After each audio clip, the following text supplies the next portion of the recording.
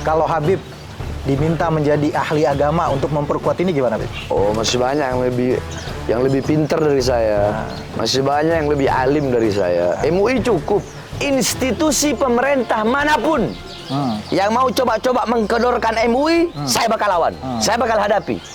Saya dukung MUI 1000% bongkar kesesatan Panji Gumilang.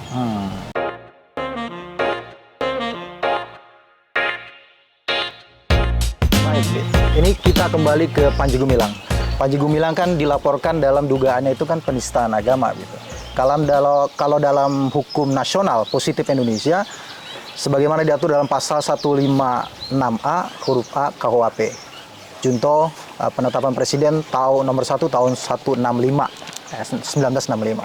Nah, itu kan kalau bicara hukum positif nih, Bib. Tentunya penistaan agama ini nggak bisa dilepaskan dari perspektif hukum agama. Karena yang diduga dihinakan itu adalah agama, hukum agama ya, agama Islam dalam hal ini. Nah, kalau dalam perspektifnya hukum agama, khususnya agama Islam, itu bagaimana kita mengatakan sesuatu itu menistakan agama, begitu ya, kriterianya apa, dan apakah dalam perjalanan sejarahnya itu ada contohnya gitu, yang pernah ada proses hukumnya gitu.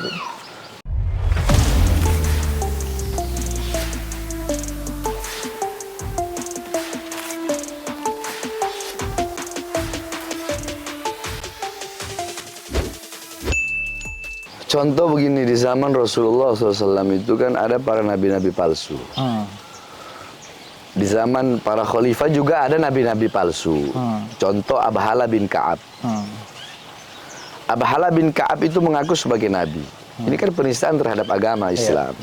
Sedangkan la nabiyya illa Rasulullah. Yani la nabiyya ba'dah, tidak nabi setelah Rasulullah. Rasulullah khatimul anbiya. Nah, ini Abhala. Rasulullah memerintahkan untuk membunuhnya. Siapa yang membunuh? Sayyidina Fairuz. Satu. Dua, Musailama al-Kadzab. Kalau Abhala mungkin jarang orang tahu. Kedua, Musailama al-Kadzab. Nabi palsu. Itu dinamakan perang Yamamah. Di zaman Rasulullah udah ada. Tapi ketika Rasulullah meninggal, dilanjutkan oleh Sayyidina Abu Bakar As-Siddiq. Sehingga berhasil dibunuh oleh pasukan yang dipimpin oleh Khalid ibn Walid. Kemudian di zaman Rasulullah juga, Rasulullah pernah berkata, Man li Ka'ab ibn Ashraf faqad adallahu war Rasul. Faqama Muhammad ibn Maslama faqala aturidu an aqtulu ya Rasulullah? Faqala na'am. Kata Rasulullah, siapa yang bisa menghadapi Ka'ab ibn Ashraf? Karena Ka'ab ibn Ashraf telah menyakiti Allah dan menyakiti Rasulullah, menyakiti aku. Akhirnya berdiri Muhammad bin Maslamah, dan Muhammad bin Maslamah berkata, aturidu an aqtuluh ya Rasulullah? Apakah kamu ingin aku membunuhnya Rasulullah? Naam, iya, kata Rasulullah. Ini kan penistaan terhadap agama. Masjid Dirar dibakar, ini penistaan terhadap agama. Sayyidina Abu Bakar memerangi orang-orang yang tidak mau membayar zakat, ini penistaan terhadap agama. Oh, termasuk itu penistaan agama juga? Penistaan terhadap agama. Karena mengingkari syariat. Mengingkari syariat gitu ya. Iya kan? Bahkan Sayyidina Abu Bakar As-Siddiq kurang lembut apa coba? Tapi ketika ada seorang wanita yang menghina Rasulullah, ini kembali ke Panji. Karena Panji ini dia hina Rasulullah. Ketika dia mengatakan Al-Quran itu karangan Rasul, itu dia menghina Rasulullah. Istihza' bir Rasul. Termasuk murtad? Kalau saya bilang murtad menurut kitab-kitab pendapat para ulama. Mau saya ambilin kitabnya? Ada kitabnya. Boleh nanti, kalau bisa nanti kita videokan gitu ya. Saya ambilin kitabnya. Ada kitab Asy-Syifa, karya Imam Qadiyat. Banyak kitab-kitab lengkap di situ, penjelasan semua. Imam 4 mazhab, belum pendapat para ulama. Sayyidina Abu Bakar yang segitu lembutnya, ketika ada wanita yang menghina Rasulullah, ada sahabat yang memotong tangan wanita tersebut. Apa jawab Sayyidina Abu Bakar ketika mendengar, laula sabaktani wallahi la aqtuluha. Andaikan engkau tidak mendahuluiku dalam memotong tangan wanita itu, demi Allah, sungguh aku akan membunuh perempuan yang telah menghina Rasulullah. Kurang lembut apa Sayyidina Abu Bakar? Sayyidina Umar berkata, siapapun yang menghina Rasulullah wajib dibunuh. Kalau mau bicara Islam. Gitu ya. Jadi penistaan agama itu Banyak. Saya pernah dengar juga tuh dia salah ada yang pernah dihukum dibakar, Habib, terkait dengan penistaan agama. Itu di zaman Khalifah Sayyidina Umar bin Khattab kalau nggak salah, antara Sayyidina Umar bin Khattab sama Sayyidina Abu Bakar As-Siddiq. Ketika itu Khalid ibn Walid menemukan kaum Sodom, sodomi, sodomi yakni liwat laki sama laki, apa LGBT, nah LGBT. Ketika Khalid bin Walid menemukan LGBT ini laki sama laki, dibawalah istasyirus sahabah, para sahabat bermusyawarah. Sebab Rasulullah dulu semasa hidup udah pernah mengatakan, man wajadtumuhu man wajadtumu amila amala qaumi lut faqtulu al fa'ila wal maf'ula bih. Barang siapa di antara kalian yang menemukan orang yang mengerjakan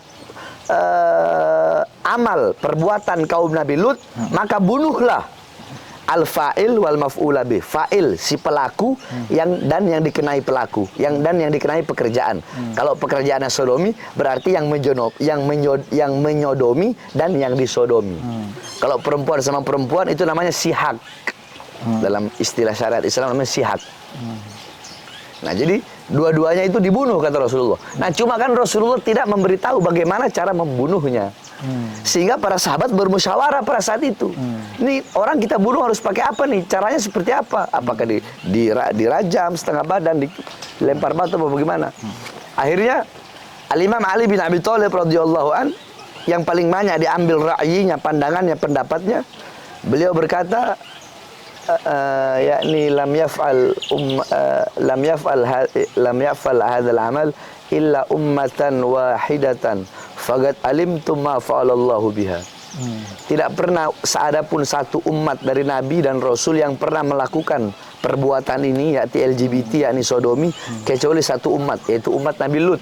Dan kalian semua tahu, Imam Ali ngomong sama para sahabat, kalian tahu apa yang Allah perlakukan bagi mereka, azab apa yang Allah berikan, yaitu Allah berikan hujan api.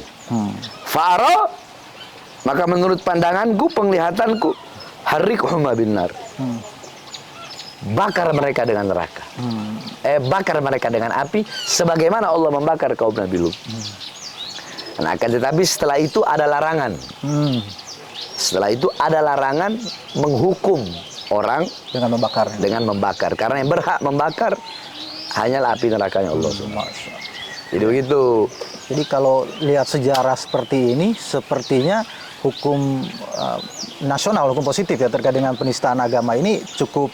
Dalam hukum Islam ya berat. Agar apa? Agar timbul efek jerah. Kalau cuma dihukum setahun, 2 tahun mana ada jerah-jerahnya. Ya besok dia begitu lagi. Begitu lagi ya? Iya. Ya. Harus ada efek jerah begitu ya?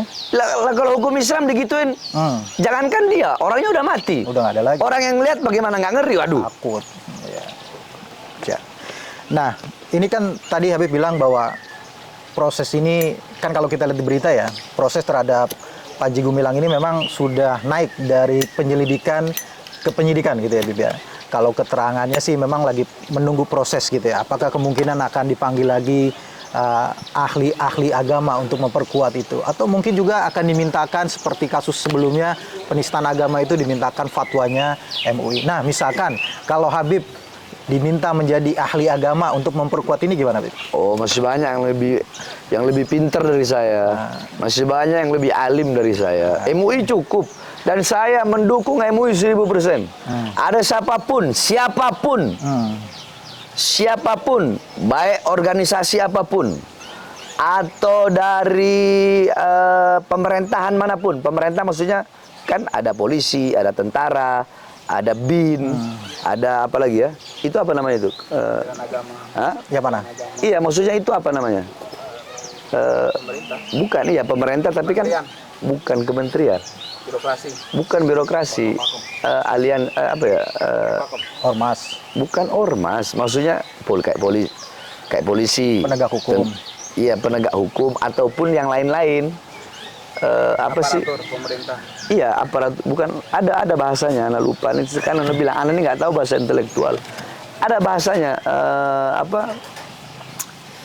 apa bahasanya ya? Institusi. Institusi pemerintah manapun yang mau coba-coba mengkedorkan MUI, saya bakal lawan, saya bakal hadapi. Saya dukung MUI 1000% bongkar kesesatan Panji Gumilang. MUI nggak usah khawatir, jangan takut. Ada Bahar bin Smith dan ada jutaan, saya punya murid yang siap membela MUI. Dan jutaan umat muslim yang lainnya ya, Bu? Oh, jutaan umat muslim lain. Karena dalam hal ini semua satu suara. Satu suara. NU satu suara, Muhammadiyah satu suara. Bahkan yang non-muslim satu suara. Desak Panji biar masuk. Ada yang non-muslim, Beb? Ada. Wah, luar biasa. Banyak di Manado tempat saya sana. Udah bersatu sebenarnya ya? Bersatu. Tinggal gimana penegak hukumnya nih ya? Tinggal bagaimana penegak hukumnya. Iya. Menurut Habib, tegakkan lambat hukum atau yang cepat? adil. Menurut Habib, lambat atau cepat? Standar lah. Standar ya. Standar. Kalau Habib yang waktu itu kalau saya cepat kilat. Kalau ini standar. Cepat kilat kalau saya. Karena beda kan. Beda kelas sama Panji. Nah, kalau Habib ngelihat nih ya. Enggak, beda kelas. Beda kelas ya. Beda kelas. Kelasnya apa Habib bedanya? Kan sama. Habib malah lebih tinggi kan? Nah, karena saya lebih tinggi, makanya saya lebih percepat. Dia lebih ini ya. Iya, karena mereka lebih takut kan kalau lebih lama di luar. Iya. Makanya dipercepat, udah masuk aja Bib ke dalam. Siap. Nah, ini Bib. Ada bercanda. Saya ini bercanda manusia nih, rendah, iya. manusia bodoh. Nih Habib, kalau yang tahu nih ya, yang belum tahu nih dan sekarang tahu nih, Habib ini luar biasa baiknya dia dan sangat pro terhadap NKRI ya Bib ya. Wah, NKRI harga mati. Harga mati. Orang yang ngomong itu anggota parlemen, anggota NKRI harga mati, belah dada aja, korupsi semua. Kita orang belah dada kita ini merah putih, NKRI harga mati. Beb, Habib melihat nggak? Yang tadi Habib sebenarnya udah singgung sih di awal terkait dengan tanda kutip ya. Sebenarnya kalau bahasa SKB-nya itu organisasi FPI itu dihentikan kegiatannya sebenarnya, penghentian kegiatan. Tapi kalau orang di luar masyarakat tuh mengenal dengan istilah pembubaran sebenarnya. Organisasi dibubarkan gitu. Habib melihat nggak bahwa apakah ada diskriminasi dalam hal pembubaran tadi sebenarnya udah disinggung ya, cuma mempertegas saja pembubaran FPI di satu sisi dengan Al Zaitun. Ya iyalah. Ya jelas itu tidak adil. Mana sila kelima keadilan sosial bagi seluruh rakyat Indonesia? Emang FPI bukan rakyat Indonesia? Emang FPI bukan masyarakat Indonesia? Kalau mau adil, adil sekalian. Jadi jangan tanggung-tanggung, jangan munafik. Munafik itu dua muka. Satu kepala, ada dua muka. Jadi pemerintah ini kalau mau jadi bejat, bejat aja sekalian. Kalau mau adil, adil sekalian. Kalau mau bejat, bejat sekalian. Ayo kita lawan. Begitu. Kalau mau adil, ya adil sekalian. Pukul rata. Begitu. Equality before the law. Jangan. Persamaan di depan hukum. Yakni ada satu kaedah, satu fanatik itu. Tahu fanatik? Fanatisme. Ya, iya, fanatik apa? Apa coba saya tanya? Apa namanya? Lebih kepada apa sih namanya? Fanatik tuh kalau mengkultuskan gitu ya. Benar nggak, Bib? Kalau tanya sama saya fanatik itu apa? Bib? Fanatik itu adalah orang yang pandai berbicara tapi buta matanya dan tuli telinganya. Pandai bicara tapi buta mata dan buta tuli. Kenapa, Bib? Tak paham ya? Enggak. Membenarkan yang salah, tapi tidak mau dibenarkan. Membenarkan yang salah, walaupun yang salah itu adalah temannya, segolongannya, sejalan dengannya, sepemikiran dengannya. Itu namanya fanatik. Sebaliknya, menyalahkan yang benar, walaupun yang benar itu datangnya dari orang yang tidak sejalan dengannya, bukan kawannya, musuhnya, tidak sepemikiran dengannya, kebenarannya dihilangkan. Itu fanatik. Saya bukan orang seperti itu. Saya, teman saya salah, keluarga saya salah, orang yang sejalan dengan saya, sepemikiran dengan saya salah, saya bilang salah. Tidak akan saya benarkan. Sebaliknya, ada orang tidak sejalan, tidak sepemikiran dengan saya, benar, saya bilang dia benar. Contoh Jokowi. Saya apresiasi, saya bangga ketika dia bikin hari santri. Kenapa? Karena ini benar, bagus, baik. Masa kita mau hilangin? Kan nggak mungkin. Sama seperti ini Bareskrim. bertindak cepat, ya kita harus apresiasi, harus kita dukung, kita bilang baik. Jangan kita bilang kita jelek-jelekan, enggak, saya nggak seperti itu. Kita dukung ya supaya prosesnya juga kita bantu kira-kira apa yang Ya, itu dibutuhkan, namanya gitu ya. tawassut di tengah. Gitu. Jadi Bukan jadi fanatis begitu jadi ya. dai itu harus tawassut, nggak boleh. Gini Bib, ini juga yang mungkin ya menjadi penting juga ya terkait dengan penyelesaian masalah Al Zaitun juga dengan Panji Gumilang ini kan harusnya penyelesaiannya secara holistik, menyeluruh gitu. Tidak hanya terkait dengan si Panji Gumilang dihukum pidana, terus organisasi dibubarkan. Bagaimana sekarang penyelesaian terkait dengan orang-orang yang ada di dalamnya gitu. Misalkan pegawainya, kemudian para pengajarnya, santrinya. Gimana Bib? Sekarang saya tanya, Indonesia, berapa banyak mereka ambil tenaga kerja dari asing? Berapa banyak? Banyak ya? Enggak, saya tanya. Indonesia ngambil tenaga asing? Tenaga kerja dari asing yang masuk Indonesia banyak nggak? Polewali Mandar, Banyak. banyak nggak? Indonesia bayar nggak? Bayar. Terus kenapa Indonesia tidak bisa mengambil anak-anak bangsa itu? Putra-putra bangsa, guru-guru itu. Untuk dibayar, digaji, diberikan fasilitas. Kenapa nggak bisa? Demi menyelamatkan mereka dari kesesatan akidah. Kalau asing aja Indonesia mau keluarin uang kok. Pemerintah mau keluarin uang. Kenapa buat anak bangsa nggak mau? Kan begitu aja gampang. Ya, Jadi jangan khawatirkan masa depannya gimana. Alah, itu omong-omong kosong segala itu. Dan kalian giliran dari asing sana kalian berani bayar berapapun. TKW TK dari asing sana. Kalian berani gaji mereka, berani bayar mereka. Ini yang guru-guru di Al Zaitun pegawai. Kenapa kalian nggak mau kerjakan mereka? Demi menyelamatkan mereka. Kan gampang sebenarnya. Ya ini hal gampang, cuma nggak usah dipersulit lah. Saya kan udah bilang, kalau masalah santrinya, saya bakal ajak ulama-ulama semua yang punya ponpes Jawa Barat untuk tampung santri-santri itu. Kalau perlu saya bikin bangunan mulai besok di sini nih. Saya bikin bangunan 3 tingkat, pakai uang pribadi. untuk nampung ya. Untuk nampung. Berapa ribu Bib? Yang biar Ya sekira kalau di sini ya 2.000 cukup. 2.000 cukup ya. Selebihnya yang lain lah ya. Gratis lagi. Yang lain ya. Selama saya makan mereka makan. Kalau saya nggak makan ya sama-sama kita nggak makan.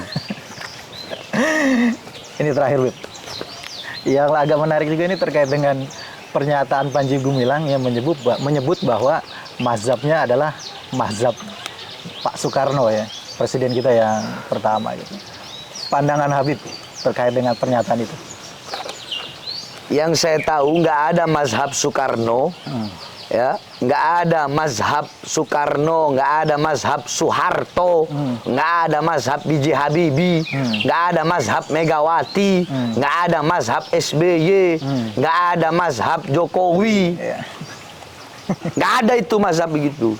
Mazhab apa itu? Mazhab itu 4, Hanafi, Maliki, Syafi'i, Hambali.